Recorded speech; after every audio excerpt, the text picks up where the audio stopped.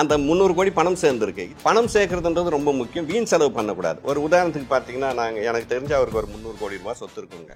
நாங்கள் அடிக்கடி அவர் ஹோட்டல் போவோம் சாப்பிடுவோங்க. கூட ஒரு 2-3 ஃப்ரெண்ட்ஸ் வருவாங்க. சாப்பிட்ற வரைக்கும் 1 மணி நேரம் ஆனாலும் டைனிங்கில் இருப்பாருங்க. இப்போ இந்த நிகழ்ச்சி அவர் பார்த்துட்டு தான் இருப்பாருங்க. டைனிங்கில் இருப்பாருங்க. ஆனால் அந்த பில் வரும்போது அவர் காணாமல் போயிருப்பார். 300 கோடி ரூபாய் சொத்து. ஆமாம், காணாமல் போயிடுவாருங்க.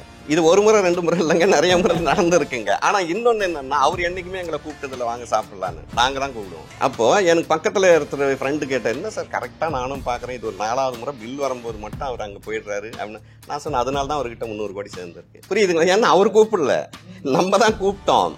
அதனால தாங்க இதை நம்ம ஒரு ஜோக்காக எடுத்துக்கிட்டா கூட, ஆனால் நிஜம் அதுதாங்க. நான் நாளெல்லாம் உழைக்கிறேங்க, எனக்கு பணமே சேர மாட்டேங்குதுங்க.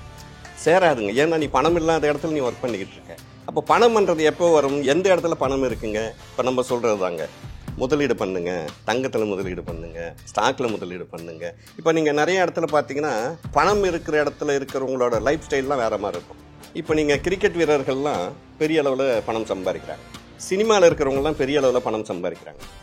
அரசியல்வாதிகள்லாம் பெரிய அளவில் பணம் சம்பாதிக்கிறாங்க.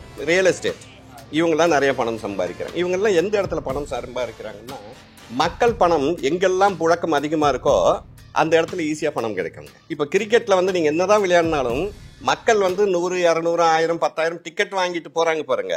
அதனால தான் அந்த மக்கள் பணம் அங்கே புழக்கத்தில் இருக்கிறதுனால தான் அவங்க கோடி கோடியாக சம்பாதிக்கிறாங்க. ஒருத்தர் வந்து 500 கோடி ரூபாய் கொடுத்து ஒரு படம் எடுக்கிறாரு. யாரும் ஒரு தனியால் போய் 500 கோடி ரூபாய்க்கு சினிமா பார்க்கறது இல்லை. ஒருத்தர் மட்டும் எனக்கு 500 கோடி அப்பா கொடுத்துட்டோம், எனக்கு மட்டும் போட்டு காட்டினா கேட்குறாரு.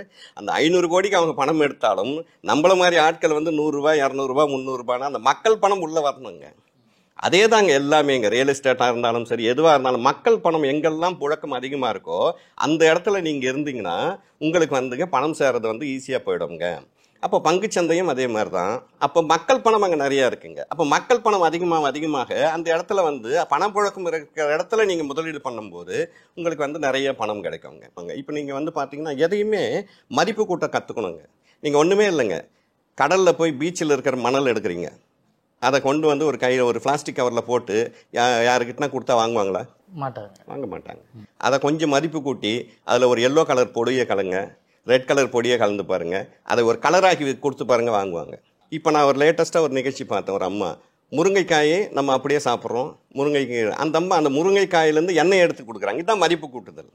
அப்போ அந்த எண்ணெய்ன்றது இது வந்து என்னென்னா ஒரு இடத்துல உங்களோட அந்த பொருளுக்கு ஒரு மதிப்பை கூட்டி நீங்கள் வியாபாரம் பண்ண கற்றுக்கிட்டிங்கன்னா அது உலகளவில் ஃபேமஸ் ஆகிடுங்க.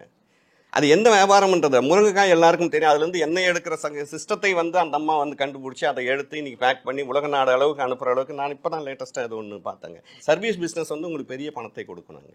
சர்வீஸ் பிஸ்னஸ் ஒரு பொருளை அங்கே வாங்கி இங்கே கொடுத்துடணுமா, அவ்வளோதாங்க. ட்ரேடராகவே நீங்கள் லைஃப்பை வந்து ஈஸியாக கொண்டு போகிறாங்க.